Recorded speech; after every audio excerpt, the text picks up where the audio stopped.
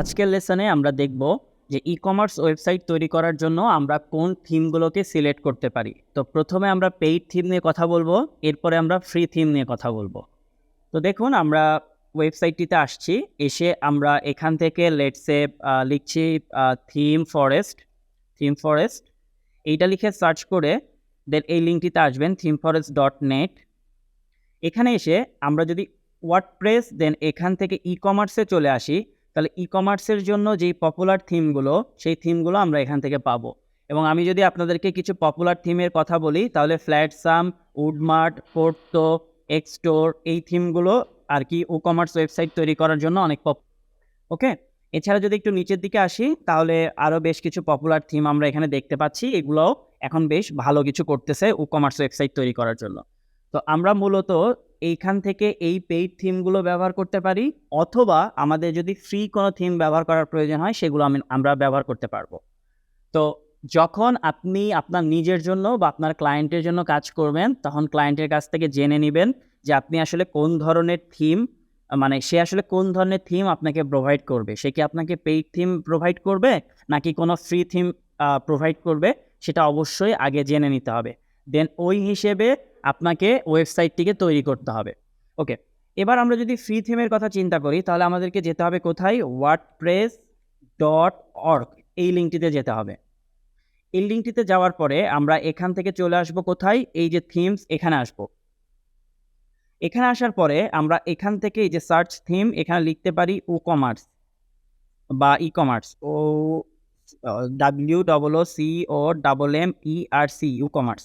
এটা লিখে সার্চ করলে দেখবেন এখানে বেশ কিছু ফ্রি থিম আমরা দেখতে পাচ্ছি। এই যে দেখেন, এই বেশ কিছু ফ্রি থিম আমরা দেখতে পাচ্ছি।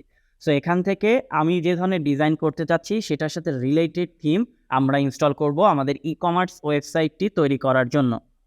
যেহেতু আমি আপনাদেরকে একদম স্ক্র্যাচ থেকে একটি ই-কমার্স ওয়েবসাইট তৈরি করে দেখাবো, এখানে স্ক্র্যাচ বলতে আমি বোঝানোর চেষ্টা করতেছি যে একদম জিরো থেকে, কোনো ধরনের কোনো ডিজাইন, কোনো ধরনের আগের থেকে কোনো মানে তৈরি করা টেমপ্লেট, এগুলো আমরা ব্যবহার করব না।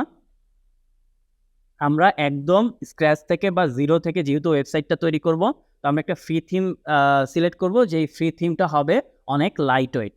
তো এই কাজটি করার জন্য আমরা যেটা করব সেটা হচ্ছে অ্যাপিয়ারেন্স দেন থিমস, এখানে আসব। এখানে এসে অ্যাড নিউ এই অপশনসটিতে যেতে হবে। দেন এখান থেকে আমরা যে থিমটাকে সিলেক্ট করতেছি সেই থিমটির নাম হচ্ছে হ্যালো এলিমেন্টর। এই থিমটি হচ্ছে খুবই লাইট ওয়েট একটা থিম।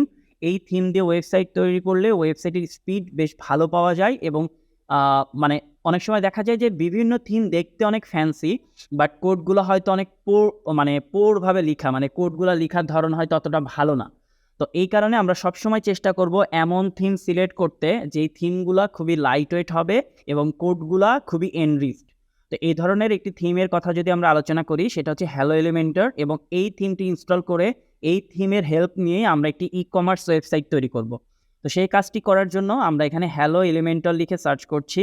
দেন এই যে হ্যালো থিম, এটাকে ইনস্টল, এবং এটা হ্যালো থিমের এটা ইনস্টল হয়ে যাওয়ার পরে এটাকে অ্যাক্টিভেট করব। ওকে, এরপরে যদি আমরা আমাদের ওয়েবসাইটটিকে ভিজিট করি, এই থিমটি ইনস্টল এবং অ্যাক্টিভেট হওয়ার পরে আমরা যদি আমাদের ওয়েবসাইটকে ভিজিট করি, তাহলে আমরা দেখতে পাবো যে এখানে হ্যালো থিমটি ইনস্টল হয়ে গেছে। ওকে, সো আজকের লেসনে আমরা কী শিখেছি? আজকের লেসনে আমরা শিখছি যে ওয়ার্ডপ্রেস দিয়ে বা একটা ই-কমার্স ওয়েবসাইট তৈরি করার জন্য আমরা কত ধরনের থিম পেতে পারি, পেইড কোন থিমগুলো পপুলার, ফ্রি কোন থিমগুলো বেশ ভালো করতেছে, এবং আমরা আমাদের ই-কমার্স ওয়েবসাইট তৈরি করার জন্য কোন থিমটি সিলেক্ট করতেছি। সেটা ছিল মূলত আজকে আমাদের এই লেকচারের মূল প্রতিপাদ্য বিষয়।